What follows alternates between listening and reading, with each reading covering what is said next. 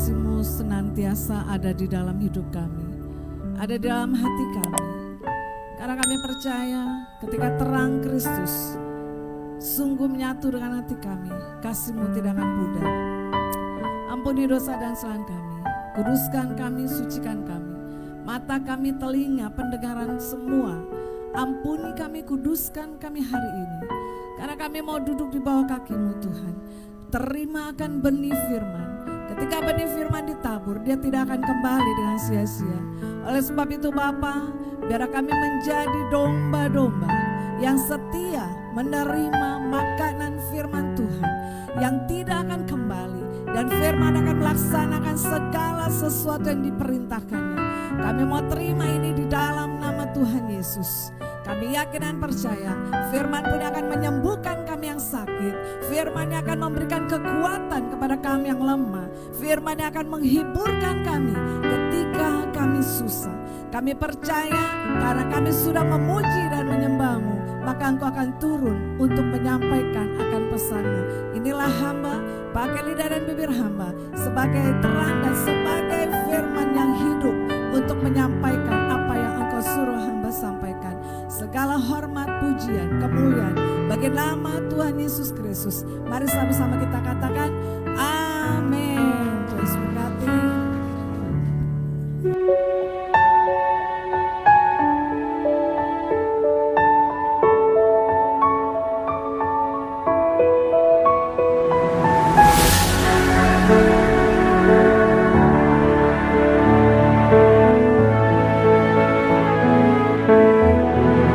Shalom semuanya, puji Tuhan. Senang sekali saya ada di tempat ini dan ini adalah pertama kali.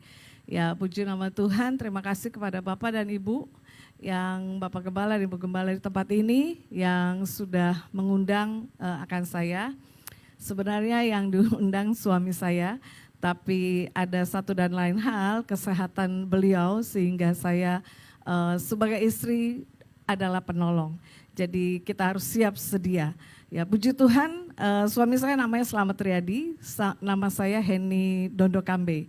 Jadi ini penyatuan dua suku saudara, satu Manado, satu Jawa saudara. Jadi apa namanya ya? Jadi manja saudara ya, Manado Jawa.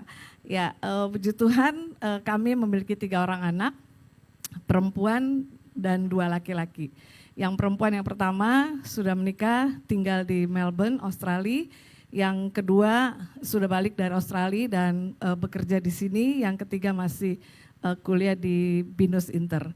Dan puji Tuhan kami berdua juga menggembalakan di GBI Provision di Tamrin 9 Gedung UOB. Ya puji Tuhan, saya rasa kalau tidak kenal maka kita tidak sayang. Jadi tolong sayang saya, enggak saudara ya, maksudnya mari kita saling mengenal. Jadi kalau ketemu di jalan kita bisa bertegur sapa. Puji nama Tuhan. Ya, kita mulai firman Tuhan hari ini. Kalau tadi saya, wah luar biasa nih, langsung ditaruh wujud kasih dalam diri orang percaya. Ya, kalau saya berkata kasih, dan pasti orang akan bilang gini, kasih yang mana? Ya, kalau kita semua tahu tanggal 14 kemarin adalah hari apa? Kasih sayang, hari Valentine. Ya, kasih sayang, bicara tentang kasih, dunia bicara tentang kasih. Tapi dunia berbicara tentang kasih, bentuknya mereka apa saudara? Bentuknya bunga, coklat, apa lagi? Hadiah, romantis. Benar saudara? Itu bentuk kasih yang dari dunia. Tapi hati setiap orang kebanyakan yang kosong. Jadi artinya begini, seluruh dunia merayakan namanya hari kasih sayang. Tapi sesungguhnya dalam kondisinya itu ada yang tidak mendapatkan kasih. Tapi mereka merayakan. Tapi versi firman Tuhan adalah kasih yang sejati. Kasih itu harus diwujudkan dan kasih itu diberikan oleh Yesus. Sebelum Bapak Ibu lahir, sebelum Bapak Ibu ada di dunia ini, kasih itu sudah ada, saudara. Dia mati di kayu salib karena kasih. Dia mati di kayu salib karena kasihnya atas dunia ini, atas kita semua. Kita diselamatkan karena kasih. Jadi kasih itu sudah ada di dalam diri kita. Nah, kasih itu adalah inti dari kekristenan. Kalau misalnya saudara pernah nggak dengar begini? Katanya ada kasih, mana gitu nggak saudara ya? Terus kita langsung di judgment. Katanya ada kasih, tapi kok kamu begitu? Saudara jangan pakai firman Tuhan untuk menyerang. Dan jangan pakai kata-kata katanya ada kasih. Artinya dia langsung menjudgment kita. Kita yang di judgment seperti itu langsung wow gitu kan. Nah yang menyampaikan tuh berasa gini, rasain loh. Gue pengen tahu kasih lo. Sekarang gini, kalau kita tunjuk orang, 1 ke atas, 3 ke kita. Jadi sebenarnya itu pertanyaan untuk diri kita juga. Apakah kita juga punya kasih? Apakah kita orang percaya? Kalau kita orang percaya, kita yang terima Yesus, di dalam hati kita ada terang. Berarti ada kasih seharusnya, saudara. Ya, jadi kasih adalah inti dari kekristenan. Tanpa kasih, semua pelayanan kita sia-sia. Bisa kita melayani? Bisa. Bisakah kita melayani kasih palsu, saudara? Karena apa? Tidak ada hubungan dengan Kristus. Bisakah kita melayani? Oh saya expert, oh saya pemain musik yang handal, oh saya yang suara bagus. Semua itu kalau tidak punya kasih akan sia-sia. Karena inti daripada kekristenan adalah kasih. 1 Korintus 13 ayat 1-3. Jadi dunia mengenal kita bukan karena banyaknya ayat yang kita hafal. Terus kita bilang gini, oh kok gitu kita nggak usah hafalin ayat. Enggak juga saudara. Semakin sering kita membaca firman Tuhan, semakin sering firman itu ada di otak kita. Dan jangan baca Alkitab, ibu bapak saudara, dengan tidak bersuara. Tapi juga jangan keras-keras sekali, nanti dikira kita orang gila saudara ya. Ngomong sendiri atau teriak-teriak sendiri, tapi yang penting didengar oleh telinga kita. Jadi ketika kita membaca firman Tuhan, firman itu akan masuk ke dalam mulut kita, firman itu akan memerintah, diolah oleh pikiran kita, dia akan perintahkan ke seluruh tubuh kita. Sampai ke darah kita saudara. Firman itu akan memerintah dan firman itu ada kuasa. Ya ada kuasa. Jadi saudara banyak ayat yang kita hafal. Tapi karena kasih yang kita tunjukkan, Yesus berkata begini, Yohanes 13 ayat 34-35. Aku memberikan perintah baru kepadamu, yaitu supaya kamu saling mengasihi. Sama seperti aku telah mengasihi kamu, demikian pula kamu harus saling mengasihi. Dengan demikian semua orang akan tahu bahwa kamu adalah muridku, yaitu jikalau kamu saling mengasihi. Sama-sama saya katakan jikalau kamu saling mengasihi. 2, 3. Jikalau kamu saling mengasihi. Mari kita lihat kiri dan kanan kita. Apakah kita mengasihi beliau? Apakah kita mengasihi yang di sebelah kanan kita? Apakah kita mengasihi yang di sebelah kiri kita? Maaf Tuhan saya gak kenal orangnya, jadi saya gak tahu mengasihi apa enggak juga saudara. Kasih Kristus itu ada atas kita semua. Paling enggak saudara beri senyum. Udah beri senyum, saudara saya serem juga nih ngeliat wajah-wajahnya. Tolong beri senyum kiri dan kanan saudara ya. Nah jadi firman Tuhan di sini ya, setelah kita memahami bahwa kasih ada identitas orang percaya, mari kita mau melihat apa sih kebenaran dari kasih itu. Di sini ayatnya luar biasa, dikatakan begini ya, Yohanes 13 tadi. Aku memberikan perintah, aku memberikan perintah. Jadi saudara, kebenaran yang pertama yang saya mau sampaikan, kasih adalah perintah, bukan pilihan. Nah, jangan begini, kalau jodoh itu pilihan. Tapi kalau jodoh ada pilihan kita, ada pilihan Tuhan. Sama aja, mana kita tahu mana pilihan Tuhan. Ya, sebenarnya jodoh itu adalah kalau kita mau di dalam Tuhan, kita minta Tuhan yang pilih. Tuhan yang pilih. Saya mau saksikan ya saudara. Saya minta sama Tuhan begini. Dulu waktu saya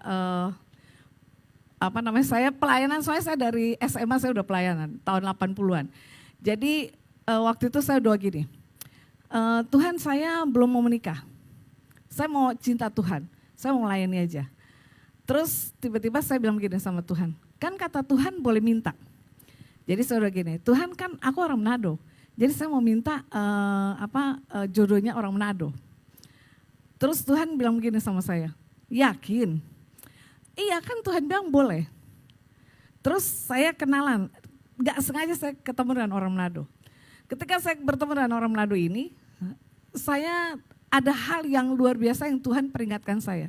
Waktu saya tidur, itu Tuhan datang dalam mimpi saya dan bilang begini, orang itu satu begini, dua begini, tiga begini. Terus saya kaget bangun, saya ambil gitar, saya pujian penyembahan, saya tidur lagi.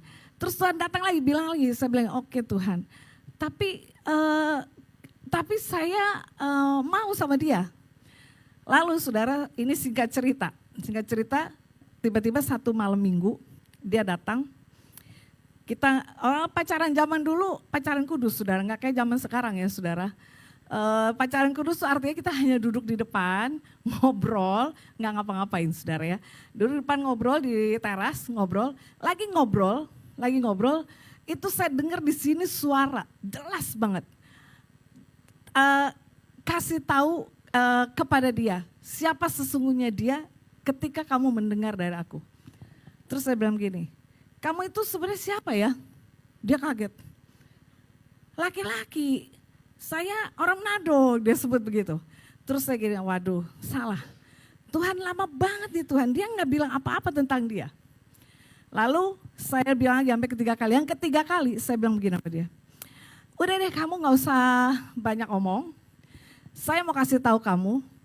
Terus waktu saya tengok begini saudara, itu benar-benar luar biasa. Tiba-tiba Tuhan kasih saya vision, penglihatan alam roh. Saya melihat satu rumah dan saya melihat ada seorang gadis menggendong 2 anak. Terus saya bilang gini, kamu udah punya istri sama 2 anak. Nih Tuhan kasih lihat saya, bener gak? Bener gak? Ngaku sekarang. Dia langsung berdiri, langsung sujud, minta ampun. Saya langsung berdiri, saya langsung berdoa, darah Yesus berkuasa. Saya tunjuk dia, tiba-tiba saya lihat di tangan saya seperti keluar petir. Saya tunjuk dia dalam nama Yesus, back to Bible. Guru sekolah minggu saudara. Saya bilang back to Bible. Terus dia terlempar, dia bukan dari gereja tempat saya kenalan dari teman. Kemudian saya tunjuk dia mental. Dia mental, saya tunjuk terus sampai dia mental-mental sampai ke rumput.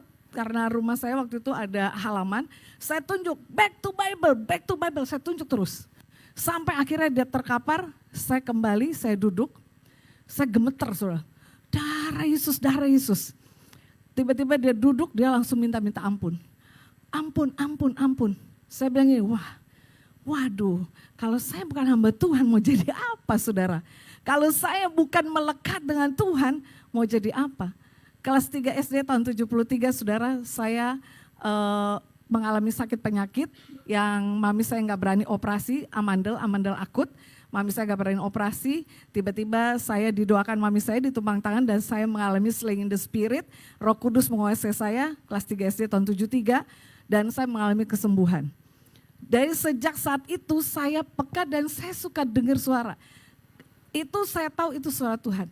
Dan saya setiap pulang sekolah, saya pasti naik ke atas pohon belimbing, ya masih kecil saudara.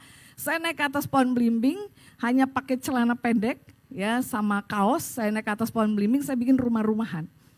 Suatu saat Tuhan bilang begini sama saya, kenapa saya tahu itu suara Tuhan? Tiba-tiba saya di atas pohon, saya dengar suara, turun baca Alkitab. Saya bilang, aku di atas pohon, ini siapa yang bicara? Saya lihat ke bawah, nggak mungkin orang ngomong. Itu siang-siang saya suka nakal, siang-siang disuruh tidur siang, saya pulang sekolah malah naik ke atas pohon belimbing. Kemudian dengan sampai yang ketiga kali. Akhirnya yang ketiga saya bilang, oke Tuhan saya turun. Saya turun, saya ambil Alkitab, saya mulai tulis. Apa yang saya dengar, saya tulis. Saya buka Alkitab, saya tulis semua. Tiba-tiba Tuhan bilang selesai. Terus saya bingung, untuk apa ya Tuhan? Kasih ke mami. Terus saya ambil, mami ini untuk mami. Dia kaget, nggak ada susun khotbah. Emang itu khotbah mami? Ini khotbah, mami mau khotbah ini nanti sore. Emang mami mau khotbah, mami mau kemana? Ini mami pe khotbah. Maaf ya saudara kalau belogat Manado ya. Ini mami pe khotbah nanti sore. Nggak tahu deh, pokoknya disuruh Tuhan kasih. Wah, mami saya mulai gini, wah anak kita siapa dia ini, kenapa dia ini. Terus dia tanya saudara-saudaranya, ini kayaknya anak saya ini agak rada aneh ini. Terus kakak-kakak bilang enggak, karena opa saya pendeta GPDI di Manado yang membuka GPDI di kampungnya. Orang pertama yang membuka GPDI di kampungnya. Kemudian jangan-jangan ini anak dipakai Tuhan. Dia bilang begitu. Jadi sejak saat itu saya peka untuk mendengar apabila ada SOS dari surga itu saya langsung dengar.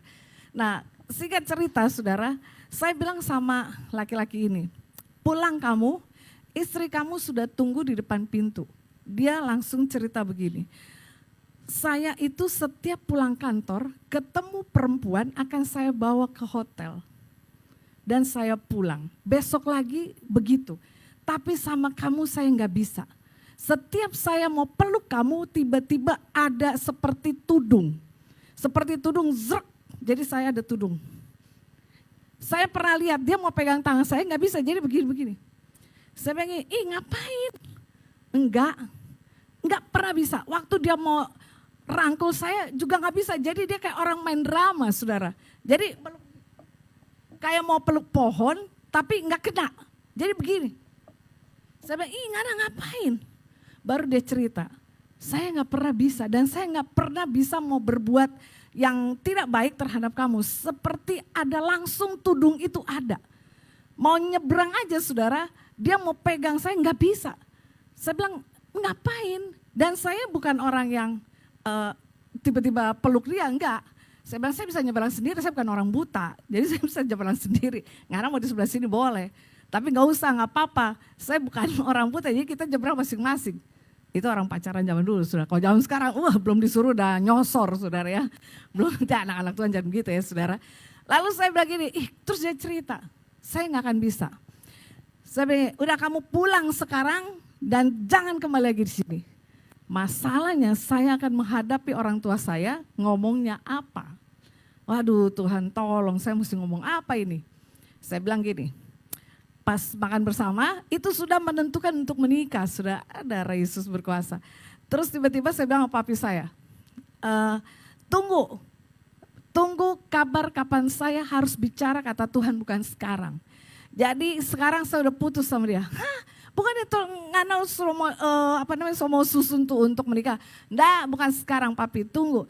Cerita dulu, nggak. Pokoknya kata Tuhan bukan sekarang. Sudah saudara. Jadi saudara, ketika kita memahami bahwa kasih adalah identitas kita saudara. Siapa kita saudara? Saudara terpukau. Siapa kita saudara? Orang percaya. Saudara orang percaya bukan? Amin.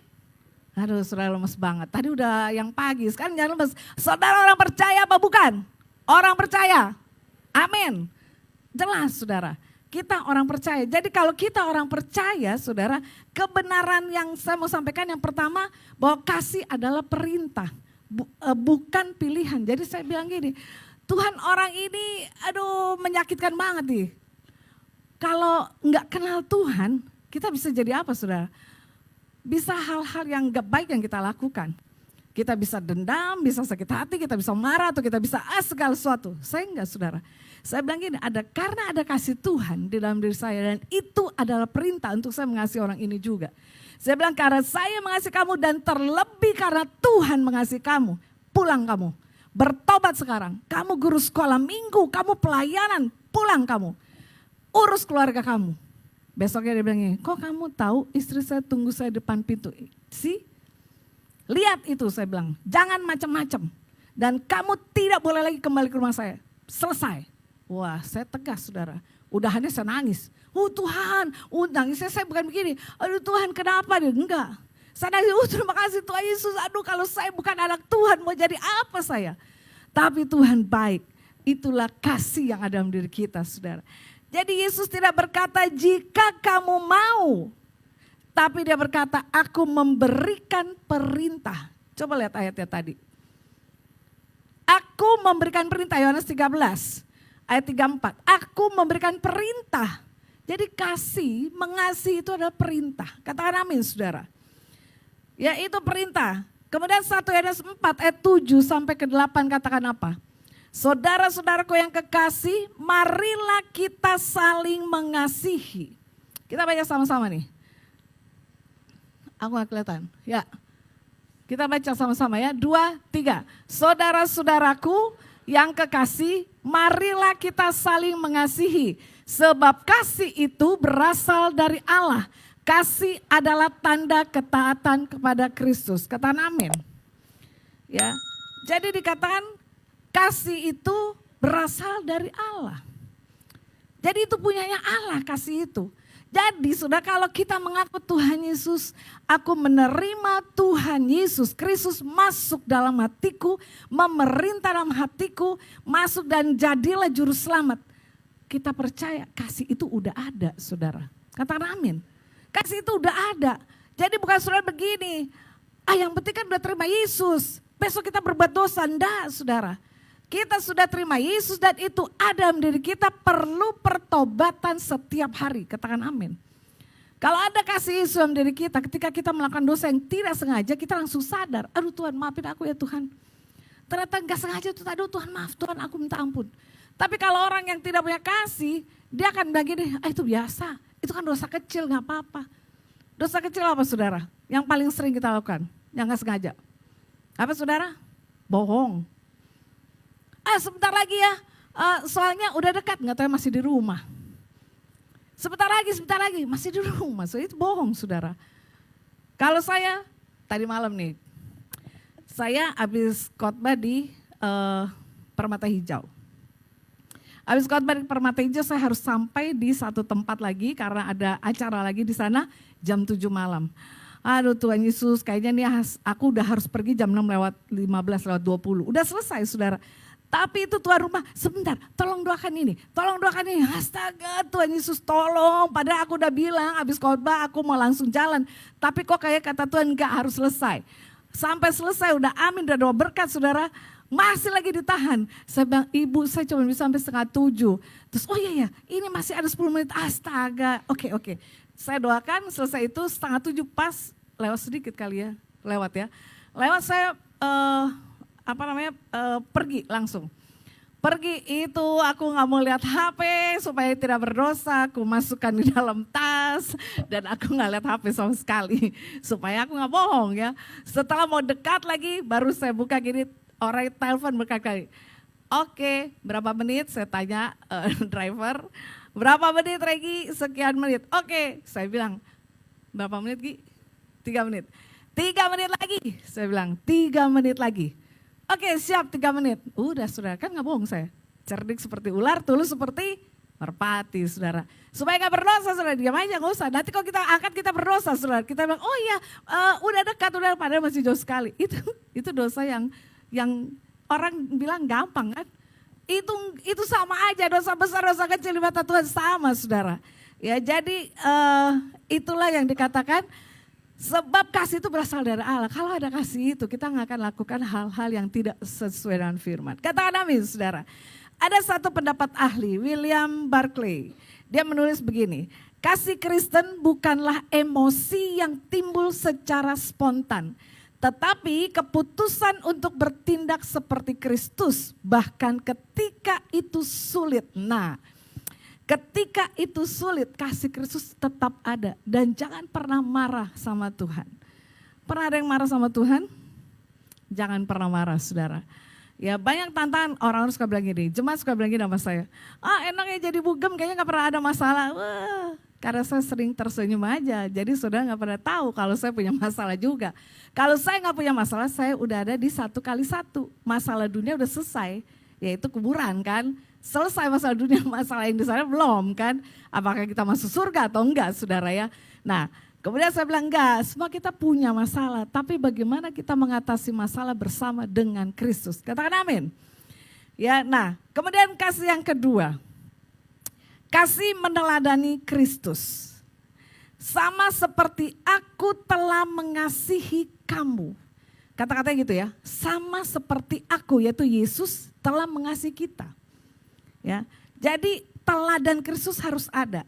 Kasih Kristus adalah kasih yang berkorban tanpa syarat.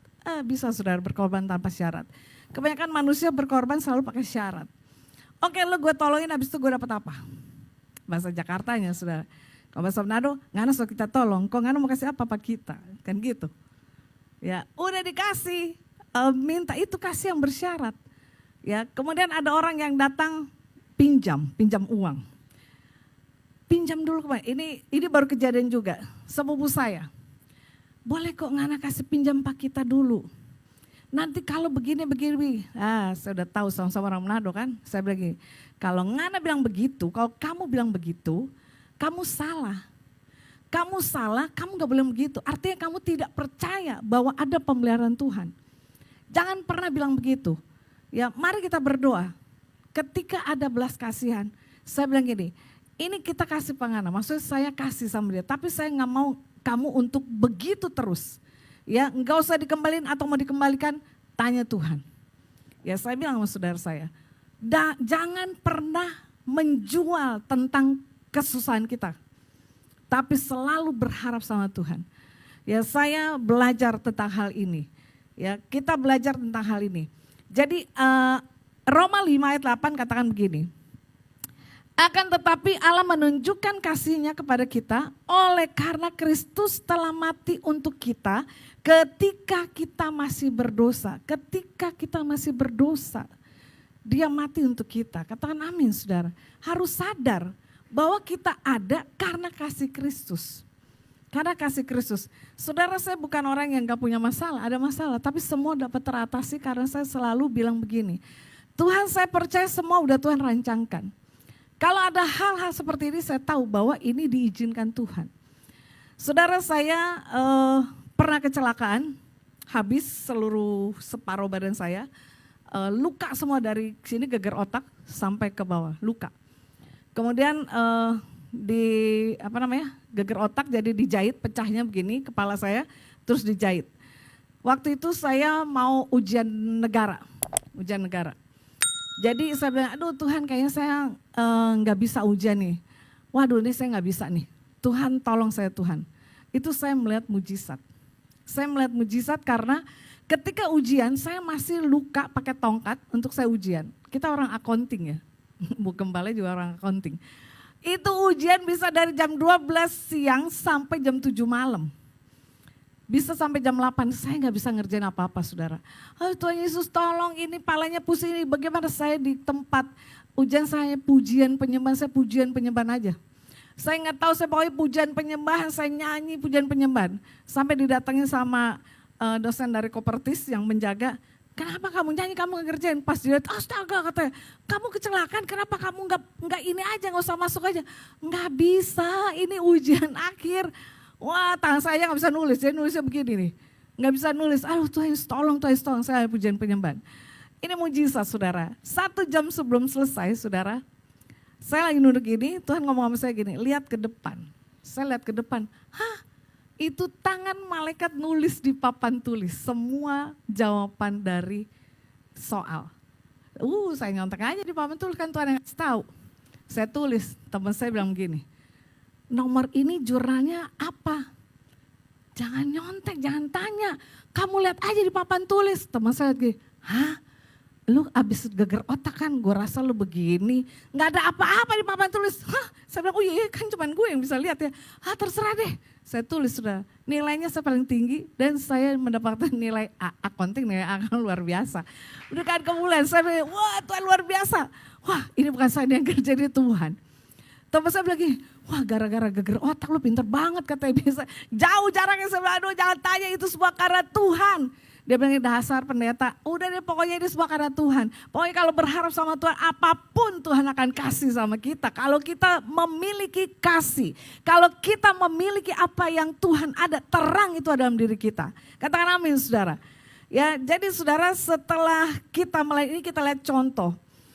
Jadi kita ada pendapat ahli dari C.S. Lewis, dia berkata begini, kasih Kristen bukanlah perasaan manis saudara, tetapi kehendak untuk menginginkan kebaikan bagi orang lain, bahkan bagi musuh kita. Nah ini lagi saudara, jadi suatu saat Tuhan suruh kami pindah ke satu daerah. saya sedang dalam posisi yang tinggi akan menjadi asisten direktur di perusahaan itu. Kemudian saya bilang begini, Tuhan, aku tinggalin ini apa tetap di sini? Tuhan bilang tinggalin itu. Kata Tuhan gini, kalau aku memanggil seseorang bukan pada waktu dia jatuh, tapi pada waktu dia di atas. Baik Tuhan, aku tinggalin. Singkat cerita saudara, saya membantu yayasan itu. Saya sebagai bagian keuangan dan auditor. Saya bikin sistem, tiba-tiba nih sang ketua yayasan panggil saya sama bendahara. Dimarahin saya. Kamu ini bagaimana? Udah tahu orang begini dimarahin karena menurut dia sistem yang saya bikin sulit. Saya bilang, hah enggak. Bendahara bilang katanya itu dia bisa kok menjalankannya dan dia bilang itu enggak sulit. Enggak, bendahara bilang itu sulit. Kamu jangan kasih yang susah-susah bla bla bla bla, dimarahin saya. Terus saya bingung kan, kemarin si bendahara udah saya ajarin dia bisa. Kenapa dia bilang sekarang enggak bisa? Oh tunggu. Saya bilang tunggu, ini manusia Manadonya keluar ya saudara. Langsung saya panggil dia, cepat kamu naik ke atas. Sampai di atas, saya bilang gini, kamu bilang sama saya itu susah sistemnya. Dan kamu sudah pakai itu, kenapa kamu bilang sama ketua yayasan bahwa itu susah? Tahu, ini pendeta sudah. Dia bilang apa? Oh begini om, sebenarnya susah-susah gampang. Astaga, saya bilang kalau saya bukan pendeta udah saya masukin bom ke mulut kamu ya. Saya bilang udah kutonjok kamu. Karena saya punya kasih Tuhan, saya rangkul. Terima kasih ya, kamu udah berkata yang benar sekarang. Sebenarnya saya mau tahu, dalam nama Yesus, ada kita bertiga, ada Tuhan Yesus ini, bilangnya sesungguhnya. Apakah itu gampang atau susah? Gampang sih om.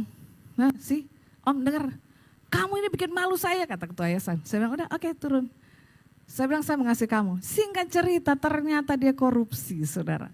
Ketahuan juga sama saya, wah Tuhan luar biasa. Tiba-tiba lagi saudara, saya disidang oleh semua pengurus yayasan. Katanya saya korupsi, saya berdiri saudara, saya bilang begini, mana buktinya saya korupsi? Saya bisa tunjukkan, hei bendahara, ada 2 bendahara. Hai bendahara, nota yang kemarin ada sekian puluh juta kemana? Bendahara 1, ini saya bilang. Sekarang buktikan semuanya. Saya auditor kok dibilang penggelapan, bingung ya. Saya kan pemeriksa, kok saya dibilang menggelapkan? Saya bilang, pakai akal sehat, ini semua pendeta saudara. Pakai akal sehat, kita semua pendeta, tapi saya disidang. Pakai akal sehat, saya auditor di sini. Mana mungkin saya korupsi? Sekarang saya tanya sama ketua yayasan, kamu terima uang dari luar negeri, kamu aja nggak kasih tahu saya. Bagaimana saya mau bikin? Kemana duitnya? Wah, saya sikat saudara. Saya sikat langsung. Dalam nama teman saya dokter ambil lagi, kalau jempol gue 20 gue kasih lu semua jempol gue. Nggak mau soalnya yang dibawakan agak rada-rada wangi dikit-dikit gitu saudara ya. Jadi saya bilang gak mau ada-ada aja loh. Terus apa tau gak saudara, semua menyidang saya, semua saya sikat saudara. Kebenaran firman Tuhan saya sampaikan, diam semuanya. Diam lalu ketua yayasan begini, silakan ibu yang ditinggalkan tempat, kami masih mau meeting. Oh oke Tuhan, oke Pak Ketua. Saya beri mau nangis, Tuhan Yesus saya mau nangis. Jangan nangis, dalam nangis, jangan nangis. Saya ambil semua barang-barang saya pergi keluar. Di jalanan rasa sendirian. Nangis, saya di warung saya nangis sejadi-jadinya. Tiba-tiba Tuhan berdiri di sebelah saya, Tuhan bilang gini, kasihku ada padamu. Tugas kamu adalah ampuni semua orang-orang itu. Oke Tuhan Yesus, aku mengampuni si A, si B, si C dan bla bla bla. Aku ampuni semuanya Tuhan. Sekarang Tuhan kasih-Mu mengalir seperti air es. Disiram ke hati saya dan hati saya sejuknya luar biasa dan saya langsung bersuka cita hari itu. Kemudian saya dijemput suami saya bilang gini, oke, kita pulang. Suami saya heran, kamu disakitin kok kamu gak marah? Udah selesai, aku orang yang gak gampang sakit hati, sebentar aja. Dan aku udah ampuni orang-orang itu. Sampai di rumah saudara, ini di luar kota, saya menghadap meja rias, saya bilang begini, Tuhan, aku udah ngampuni mereka, aku udah gak punya apa-apa. Artinya aku udah gak punya sakit hati, aku mendoakan, memberkati dan bla bla bla bla. Tuhan Yesus datang lagi peluk saya gini, tugas kamu sudah selesai. Yang kedua kali Tuhan bilang, sekarang bagianku. Aku gak tahu bagian Tuhan apa, kan kita bukan Tuhan.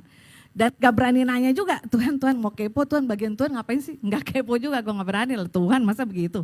Baik Tuhan, terima kasih. Jam 5 sore di telepon. Tante, itu ketua yayasan tumpah, seketika stroke. Hah? Di mana sekarang? Di rumah sakit. Saya bilang sama suami saya, ayo kita datang.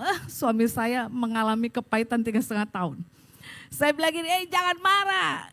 Kamu bukan aku yang disakiti, jadi kamu jangan marah. Tapi kamu istri aku, membela kan saudara. Udah tenang, ini urusan gue deh, pokoknya tenang, gue gak akan sakit hati. Ayo kita besuk saudara. Kita samperin ke rumah sakit, sampai di rumah sakit, itu Tuhan ngomong lagi sama saya. Dia akan ada di rumah sakit ini selama 1 minggu. Tiba-tiba dia bilang gini, jangan bilang orang-orang kalau saya sakit. Ya karena saya pendeta besar. Saya bilang mulai nih sombongnya dia keluar. Gini ya Om, kata Tuhan, Om harus ada di rumah sakit ini 7 hari. Jadi Om harus setia. Salah itu katanya. Oh itu terserah, pokoknya aku dengerin gitu. Datang suster, datang dokter, diperiksa. Saya kasih tahu Bapak harus ada di rumah sakit hari ini selama 7 hari. Saya bilang, sama dari Tuhan bilang begitu. Jadi Om harus ada di rumah sakit ini 7 hari. Dia diem dan kita pamitan pulang. Saya bilang, wah Tuhan luar biasa, saya sudah mengampuni, saya datengin saudara.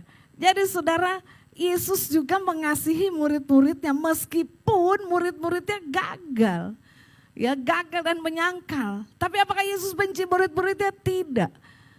Ya, terus apakah kita bilang kita dari Yesus? Tidak, kita ini bersama dengan Yesus dalam hidup kita bersama-sama. Jadi apa yang Yesus lakukan, Yesus bilang kamu terima kasihku, kamu terima terang. Terang itu ada dalam dirimu, kamu harus menjadi terang. Katakan amin saudara. Jadi itulah yang Tuhan katakan. Jadi setelah kita meneladani Kristus, ada dampak bagi dunia. Ada dampak. Nah yang ketiga saudara.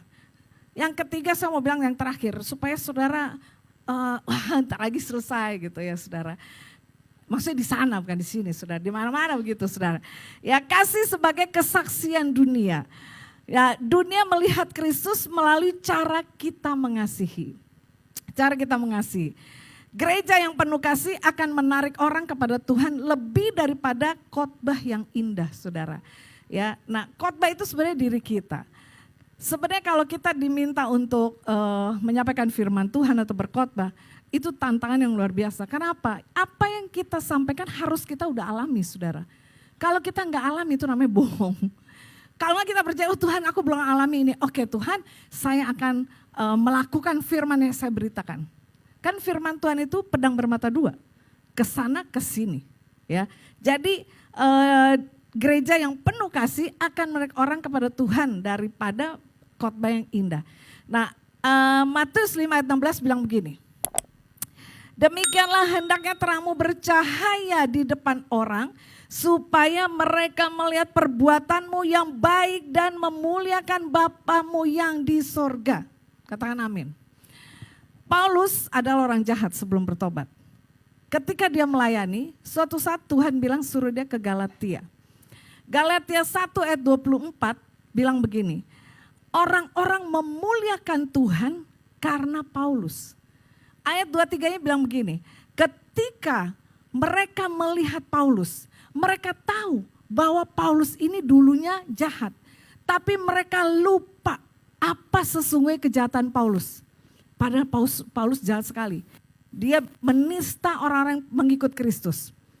Tapi orang-orang lupa. Itu dibuat lupa oleh Tuhan. Dan mereka tidak ingat sama sekali kejahatan Paulus.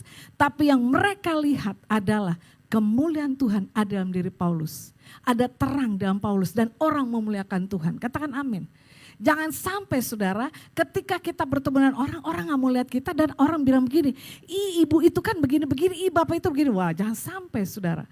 Jadi kita terang yang harus menyala dimanapun. Katakan amin. Ya pendapat ahli dari seorang Dietrich Bonhoeffer menulis begini. Kasih yang nyata adalah Injil yang hidup. Ia lebih kuat daripada kata-kata. Katakan amin. Saudara 2 minggu lalu kami pulang dari gereja. Suami saya bawa yang setir mobil. Kita pada jalurnya nih saudara. tiba-tiba dari belakang, kita udah lihat di depan kita ini ada mobil yang begini-begini. Saya sama suami sama ada satu pengerja kita bilang begini, wah ini orangnya pasti main HP nih. Soalnya jalannya ke kiri ke kanan.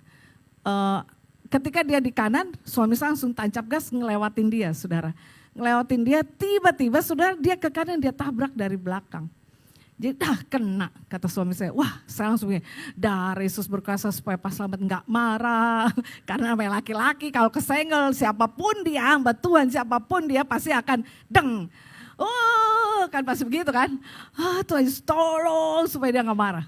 Keluar nih suami saya, keluar, lihat orangnya keluar. Orang yang lihat Pak Slamet langsung begini, Bapak orang gereja ya. Bapak nggak pakai ini, nggak pakai apa namanya tanda pendeta, nggak pakai saudara. Bapak orang gereja ya. Begitulah katanya suami saya. Ya udah Pak salaman aja. Salaman aja suami saya bilang gini, oke Pak kita urus masalah kita masing-masing. Bapak bawa mobil Bapak sendiri, saya bawa mobil saya sendiri. Oke Tuhan Yesus berkati, langsung masuk. Saya bilang, hah cepet amat. Tadi kamu marah-marah? Enggak marah. Orang dia langsung bilang Bapak orang gereja ya. Ya udah. Artinya apa? Dia melihat terang Kristus. Enggak pakai ini tanda pendeta, enggak pakai jas, saudara. Cuma pakai kemeja aja sudah ada terang yang terlihat. Katakan amin, saudara. Di Bali juga begitu. Ada segerombolan, kalau nggak salah ada guys dia ini lagi ada acara di Bali. Mereka mau foto, udah berdiri semua terus gini. Lah siapa yang foto kita gitu. Terus gitu kita berdua ada di situ, saya sama jemaat yang di Bali. Terus kita liatin mereka, kita ketawa juga gitu karena mereka rame dan seru begitu. Jadi kita senyum-senyum. Terus mereka bilang gini, lah siapa yang foto kita?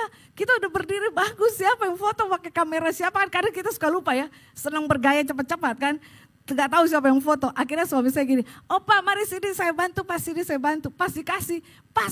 Bapak itu bilang begini, ih Bapak pendeta ya? Suami saya sama saya lihat-lihatannya, hah? Terus kita diam dulu, baru jawab, iya. Wah puji Tuhan, boleh gak Pak pendeta tolong fotoin kita? Terus semua yang lain bilang, ih masa kita suruh pendeta? Gak apa-apa, pendeta juga manusia, tenang aja. Kita fotoin, difotoin sama suami saya. Udah jadi ngobrol, kayaknya jadi kenalan begitu selanjutnya. Artinya apa? Sudah ada terang Kristus dalam diri kita. Katakan dan bilang diri kita sekarang, ada terang Kristus dalam diri kita. Wah udah mau habis ya. Oke, jadi sekarang kita tahu kasih adalah perintah, teladan dan kesaksian. Katakan amin saudara. Jadi kasih sebagai kesaksian dunia itu harus nampak. Harus nampak, kalau tidak nampak wah itu namanya kita koreksi diri lah ya, koreksi diri. Oke, ini benar-benar yang terakhir. Wujud nyata kasih dalam hidup orang percaya. Mengampuni meskipun disakiti, Efesus 4 ayat 32. Mengampuni meskipun disakiti. Bisa saudara? Tunggu dulu, saudara saya udah ngalamin. Disidang oleh pendeta-pendeta saudara. Walaupun sakit tapi kita ampuni. Terjadi apa? Balasan Tuhan. Dan saya sampaikan lagi saudara, satu persatu mereka dicabut nyawanya sama Tuhan. Itu gak main-main. Setiap mereka saya bilang, waduh Tuhan maaf Tuhan. Kan kata Tuhan, bagianku yang melaksanakan bukan bagian kamu. Tugas kamu udah selesai, yaitu mengampuni. Selesai sudah. Terus jangan kita bilang, rasain lo syukurin, jangan saudara. Kita malah harus terus Tuhan, ampuni mereka semua. Ya ampuni. Nah, mengampuni meskipun disakiti. Satu kejadian, saya sedang pelayanan di Solo. Ada ibu-ibu datang, ibu doain saya sakit kanker. Terus saya bilang gini, Tuhan aku mesti doa apa untuk orang ini? Tuhan ngomong di telinga saya gini, suruh dia ampuni suaminya. Hah? Kenapa Tuhan? Wah dia sakit hati dengan suaminya. Ibu ampuni orang yang menyakiti ibu. Enggak bisa katanya. Hah? Siapa yang ibu disakiti oleh siapa? Dia gak mau ngomong. Saya bilang nih ya, Tuhan kasih tahu saya, ibu sakit hati sama suami ibu. Dia nangis jerit-jerit. Saya nggak bisa.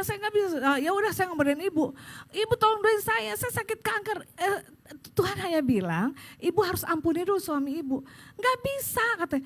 Ya udah saya juga nggak mau doain ibu. Ya udah saya mau pulang, buang-buang waktu kalau ibu nggak mau ngampunin suamimu. Saya bilang gitu.